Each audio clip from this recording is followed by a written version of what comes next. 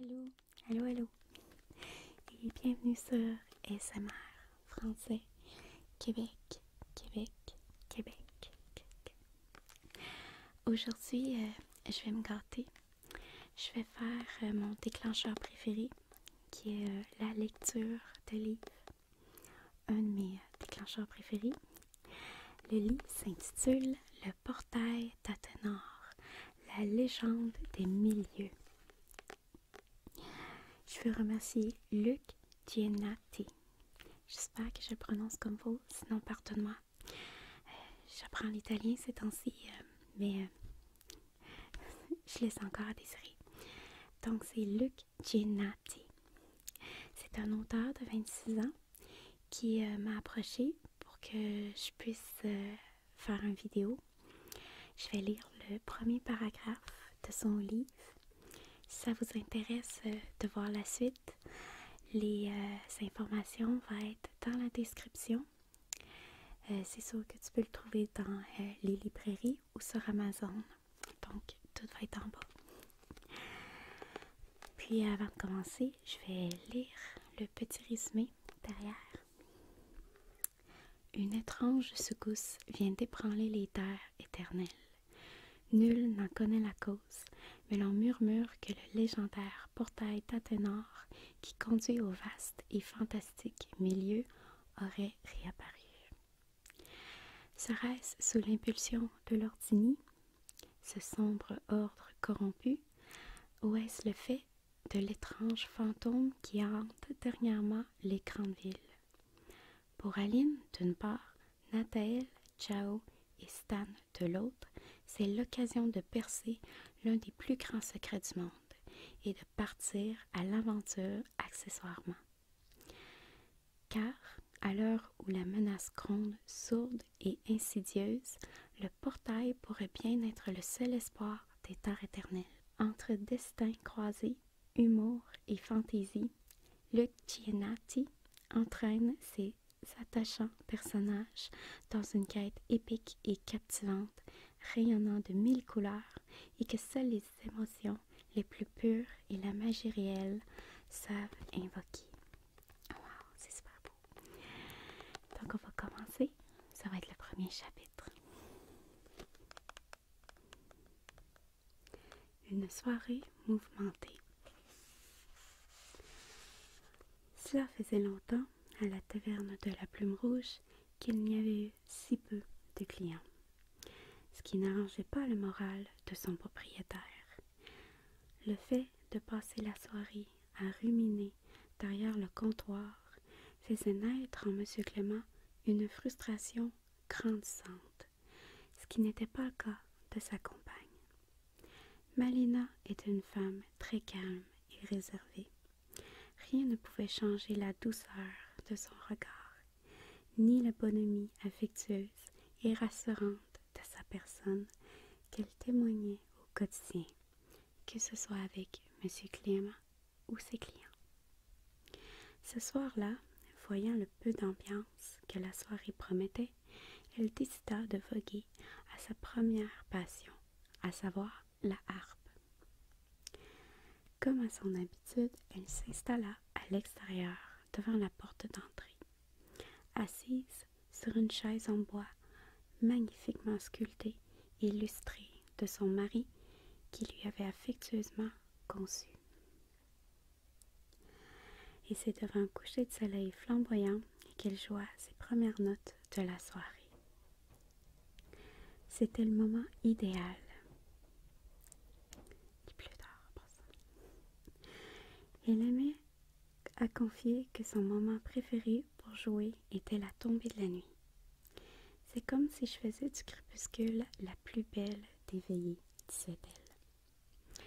De plus, la taverne se trouvait dans les hauteurs de la ville de Sylvestria, ce qui laissait entrevoir un magnifique panorama et ajoutait encore plus de magie à la mélodie à laquelle s'ajoutait le soutien de ses nombreux admirateurs, dont, naturellement, M. Clément et sa fille, Aline. En jouant, elle donnait le sentiment aux gens qu'aucun souci ne pouvait les atteindre.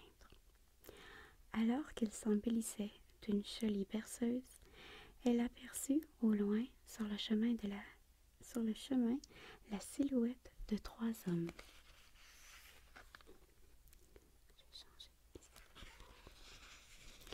Après réflexion, c'étaient plutôt 3 jeunes adolescents. Cela se voyait à leur façon de marcher.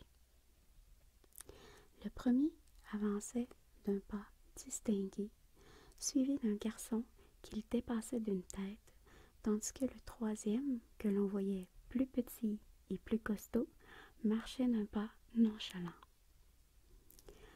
Il n'y avait aucun doute pour elle, c'était Nathaniel, Chao et Stan, 3 habitués. « Bonsoir les garçons !» s'écria-t-elle alors qu'il avançait devant la porte. « Bonsoir, Madame Clément !» s'exclama Nathanaël, réjoui de la revoir. « Nathanaël, je suis sûre que j'ai dit comme ça. »« Comment allez-vous ce soir ?» ajouta Chao. « Très bien, merci, » répondit-elle avec un grand sourire. « Comment vas-tu, Stan ?» Celui-ci, qui se cachait derrière Nathanaël, fut pris d'une profonde gêne. Contrairement à son apparence trapue, il était terriblement timide. « Moi, balbutia-t-il, pris de court. « Ça va bien, madame, merci beaucoup, » acheva-t-il d'un rire forcé. Il s'empressa d'entrer avant qu'elle ne puisse remarquer que son visage virait au rose pâle. Il a le béguin pour elle, Nat, c'est certain maintenant, lassa Chao d'un sourire farceur en entrant à son tour. Le visage de Stan passa du rose pâle à un rouge vif. « Ce n'est pas vrai, » répliqua-t-il en croisant les bras. À en juger par leur apparence, les 3 garçons avaient moins d'une vingtaine d'années et semblaient être très fusionnels. Ils se dirigeaient vers leur table habituelle au fond de la salle. « Pourquoi ne pas lui dire ?» lui suggéra Nathanaël en s'asseyant. Nathanaël était le plus mature des 3. Très poli et généreux dans l'âme, il était toujours habillé de vêtements pas à sa taille, toujours au poil plus grand, mais ça lui allait assez bien, tout comme la frange sur le côté de ses cheveux bruns. « Mon pauvre ami !» s'écria Chao en enlaçant Stan d'un seul bras. « De toute façon, tu es beaucoup trop jeune pour elle. » Chao était le plus grand et le plus fanfaron de la bande. Il ne se passait pas un jour sans qu'il ne se donne à fond pour ses amis, ce qui suscitait l'admiration de Stan, distrait et rêvasseur, qui l'aimait énormément. « Qu'est-ce que tu m'énerves, toi ?» grogna ce dernier en retirant le bras de son épaule. Il serait malhonnête de nier que l'arrivée des 3 camarades avait redonné vie à un instant à la taverne de la Plume Rouge. Il était très apprécié des propriétaires, et il est vrai qu'on ne se lassait jamais d'eux. Ce n'était pas le cas de tous. L'exemple le plus frappant était celui de M. Vermeil, qui, depuis quelque temps, venait tous les soirs. Il avait pour particularité de ressasser de vieux contes dès qu'on commençait à lui parler. À première vue, cet homme n'inspirait guère la sympathie, toujours habillé d'un tas d'habits noirs délavés, d'une longue cape de même couleur à la base enroulée autour de lui, ne laissant voir de sa personne que ses cheveux tout aussi noirs attachés en arrière. Il était grand et sa tenue le rendait téméraire. Cependant, il paraissait toujours accablé et désabusé, sauf quand il racontait une de ses histoires. Il prenait d'un coup un ton très impliqué. Ce soir-là, il était bien présent, toujours dans le même coin. 3 tables devant le comptoir, 2 tables à gauche. Monsieur Clément, qui essuyait un dernier verre, se dirigea vers les garçons. « Salut les gars !» lança-t-il. C'était un homme assez massif, portant toujours une salopette bleue de travail. Il était assez rustre, mais d'une grande tendresse intérieure. « Bonsoir, Gérald, » répondirent les garçons. « Attendez-vous beaucoup de monde ce soir ?» demanda Nathanaël.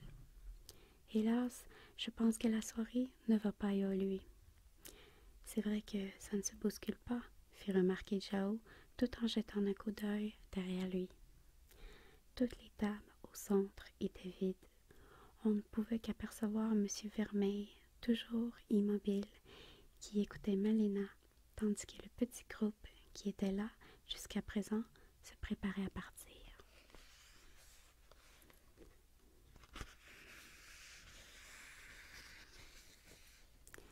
Enfin, reprit le grand jeune homme, vous aurez l'occasion de vous rattraper ce soir.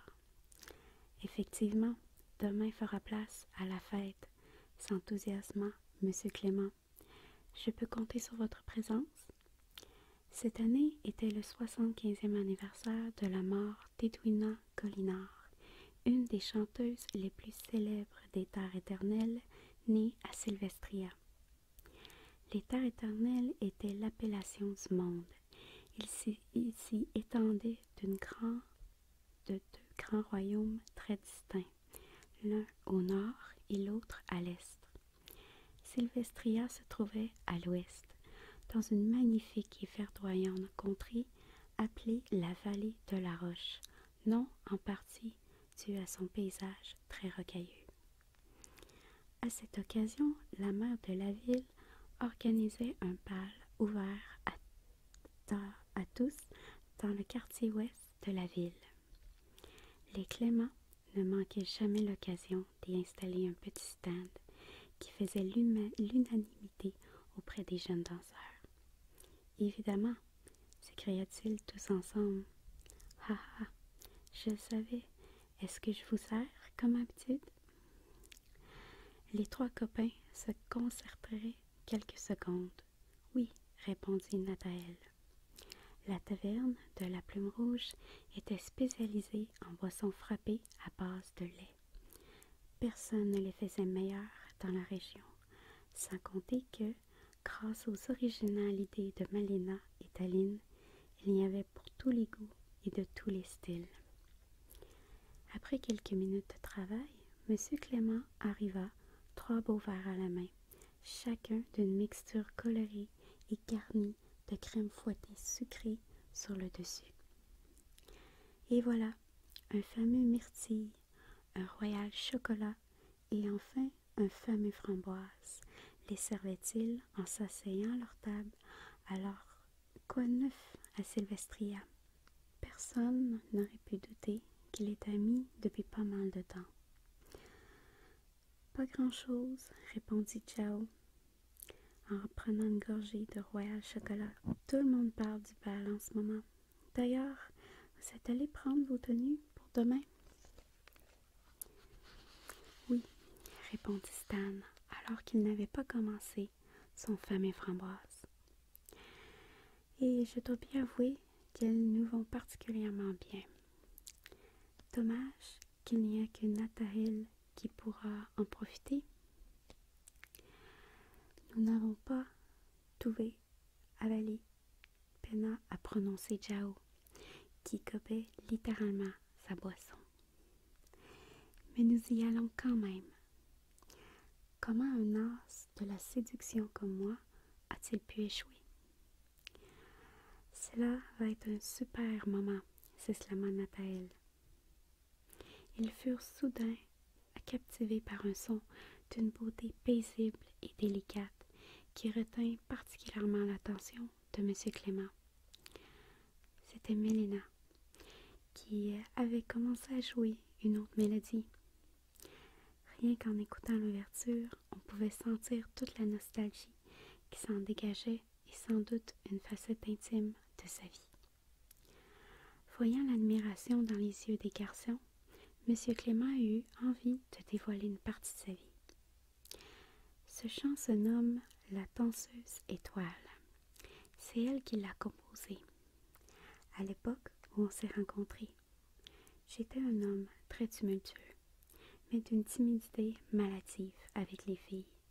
Je n'ai jamais eu le courage d'inviter une cavalière. Un jour, tous les copains de sa bande en avaient une, sauf moi. Malena habitait quelques rues à côté de la grande place. Elle était la cadette de ses 2 sœurs et j'avais le béguin pour elle depuis plusieurs années. J'ai entendu toute une journée qu'elle sorte de chez elle, assise sur un petit rebord de son jardin. Je me souviens l'entendre jouer de la harpe. Et lorsqu'elle est descendue, j'ai pris mon courage à 2 mains et je suis allée faire ma demande. Nathaël, Jao et Stan étaient émergés dans le récit et regardaient M. Clément avec une certaine tendresse. Ils furent enchantés de constater que sous ce robuste corps se cachait un cœur tendre. Après le bal, continua-t-il avec un petit sourire, on est allé dans un endroit merveilleux qui n'existe plus, la plaine aux reflets. Ah, si mes amis m'avaient vu ce soir-là, ils ne m'auraient pas reconnu. Enfin bref, c'est cette nuit-là qu'elle a composé La danseuse étoile. Il y a eu un grand silence. Tout le monde écoutait Mélena, submergeant son entourage d'un flot d'émotions constant, rendant l'atmosphère aussi paisible que féerique. À l'instant précis de la note finale, de rudes applaudissements retentirent dans la salle. Nathaël, Jao, Stan et M. Vermeil étaient conquis. Cependant, ils purent entendre, parmi le fort claquement qui résonnait, quelqu'un qui applaudissait de manière plus féminine. C'était Aline, la fille des Clément, qui était descendue de sa chambre pour participer à l'acclamation de la salle. En la voyant, on devinait tout de suite qu'elle était bien la fille de sa mère. La même finesse des traits du visage, la même douceur du regard agrémenté de longs cheveux lisses d'un noir profond. Malena fut très touchée, surtout lorsqu'elle fit face à son public en revenant à l'étage poser l'instrument. « Merci beaucoup », s'exclama-t-elle en se dirigeant vers les escaliers, croisant sa fille vêtue d'une mignonne robe blanche. « C'est vraiment la plus belle musique jamais composée, maman, lui dit-elle. « C'est toi la plus belle, répondit sa maman en l'embrassant sur le front. Elle prit tout de même le temps d'envoyer un baiser de sa main à M. Clément, qui fit de même, avant de disparaître. Voyant son père et les garçons dans la salle, la jeune fille s'invita à leur table. « Coucou tout le monde !» s'écria-t-elle en s'asseyant à son tour. « Salut Aline !» s'exclama les garçons. Ils étaient vraiment de simples connaissances et ne se voyaient jamais en dehors du restaurant familial. « Ce soir, ne te couche pas à l'aube comme d'habitude, grogna M. Clément. Ne t'inquiète pas, papa. De toute façon, on peut toujours dormir l'après-midi, suggéra Stan, alors qu'il prenait une grande gorgée de fameux framboises. M. Clément lui lança le regard de la mort, ce qu'il fit s'étouffer sur le coup. Non, non, c'est complètement ridicule de faire une chose pareille, s'empressa-t-il de rectifier en essuyant son nez, dont la boisson était sortie. Alors, comment ça va en ville en ce moment? Demanda-t-elle. Vous allez au bal? Bien sûr, répondit Jao. Et toi? Pareil, mais je serai au stand, pas sur la piste de danse. De toute manière, je n'aurais jamais pu y aller. Pourquoi ça? S'étonna Jao, dont l'espoir de l'inviter venait de s'évanouir en un instant. Oui, ma chérie, pourquoi donc? Parce que tu aurais étranglé et envoyé en exil aux confins des terres éternelles le seul cavalier que j'aurais trouvé. Mais non, voyons, je n'aurais jamais fait une chose pareille, s'indigna M. Clément. Un court silence s'installa avant d'éclater en fou rire général. « Hé, ciao !» chuchota Stan au milieu du chahut. C'est le moment de faire ta demande à Aline.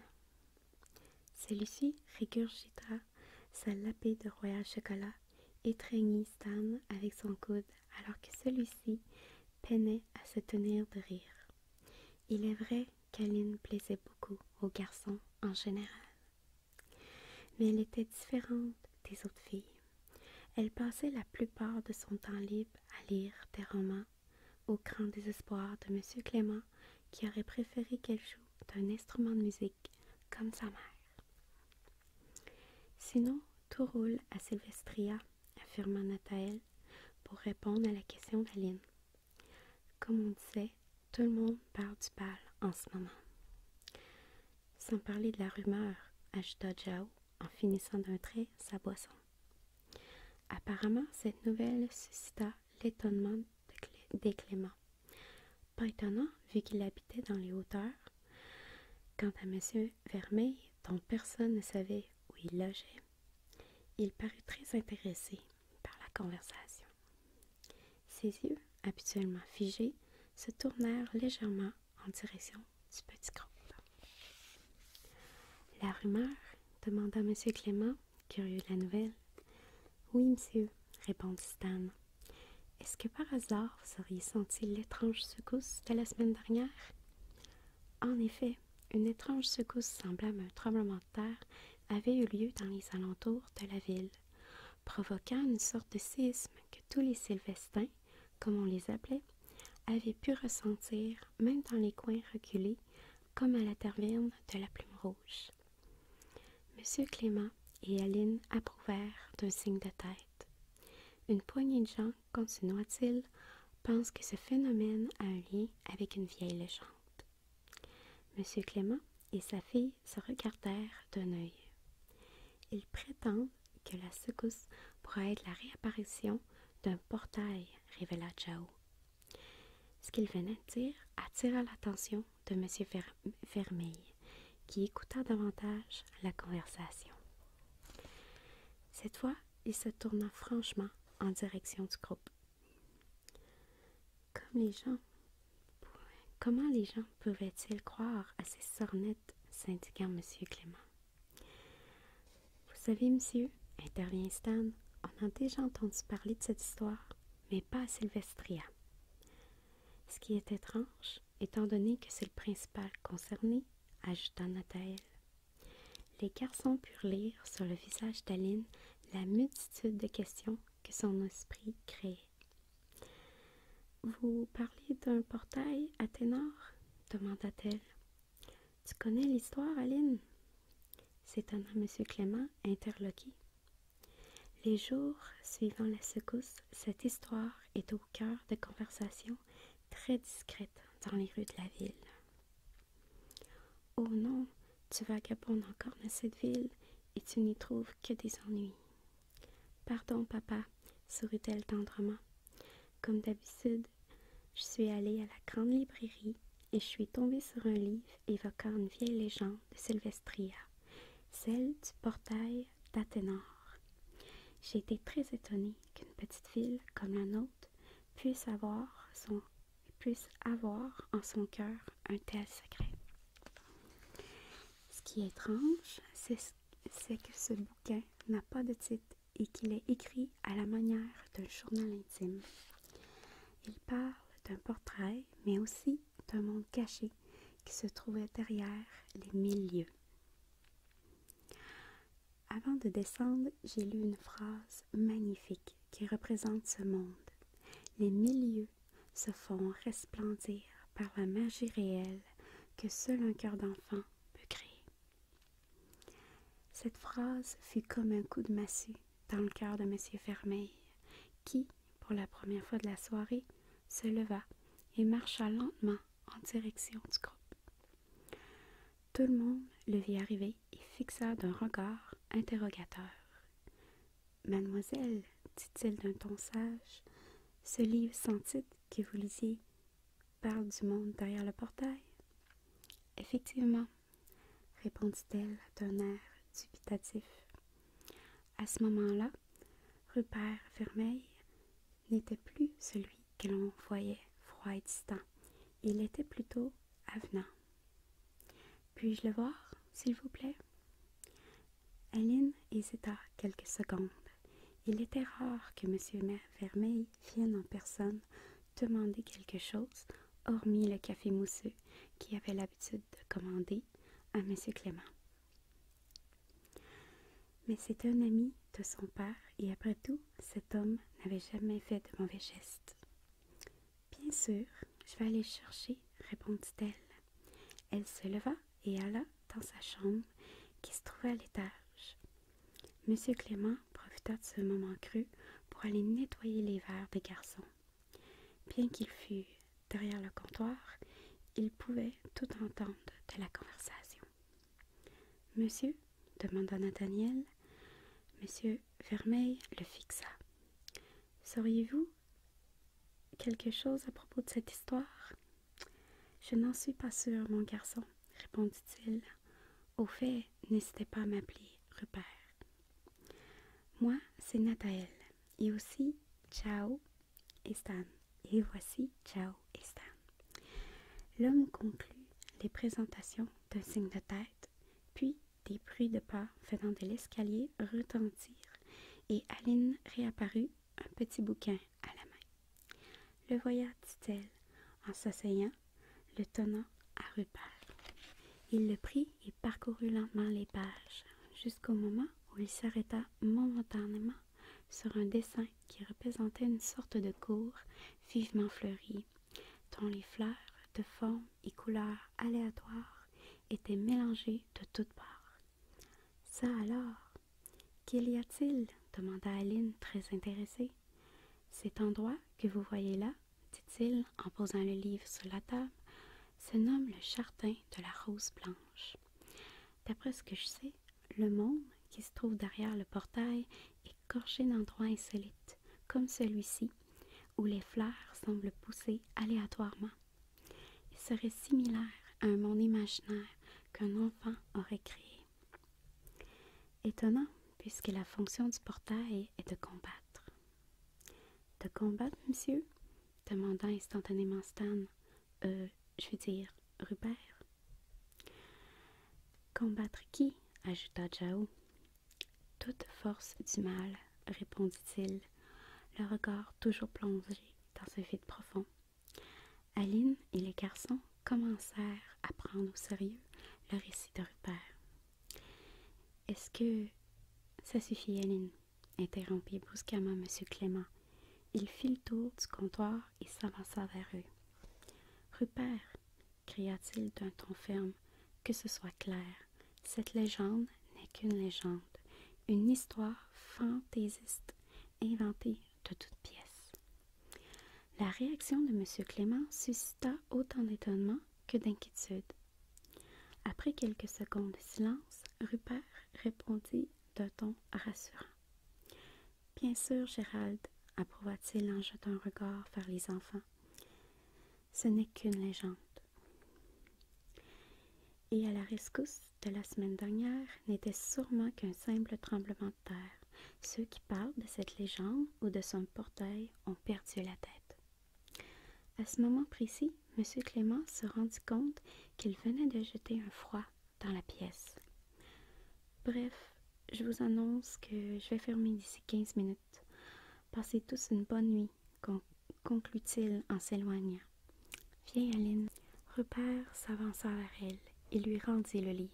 « Gardez-le en sûreté, dit-il, tout bas, avant de se hâter vers la sortie, sa cape noire suivant le mouvement. » Nathaël, Ciao et Stan se regardèrent une fraction de seconde avant de bondir littéralement de leur chaise et de le courser. « Rupert !» criait-il à tour de rôle alors qu'il dévalait une pente assez glissante pour être le théâtre d'un drame. Celui-ci réagit et se retourna. « Si vous voulez en savoir plus, rejoignez-moi demain dans l'après-midi, place de la Division. » Ils s'acquiescèrent d'un signe de tête, puis Rupert se tourna et fila sur le sentier, mettant un terme à cette soirée mouvementée et laissant Nathaël, Ciao et Stan seuls sur ce chemin qui menait à la ville, chemin qu'ils empruntèrent dans la nuit noire. Ils virent la taverne s'éloigner dans un fond obscur, déjà impatients de retrouver l'homme à la cape noire et d'avoir des réponses à leurs folles questions. Merci encore beaucoup, Luc, pour le livre. C'est sûr que je vais lire ça très prochainement.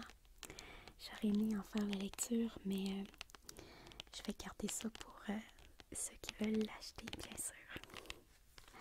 Je vais juste vous redire le titre. C'est Le portail d'Athénor, la légende des 1000 lieues. Merci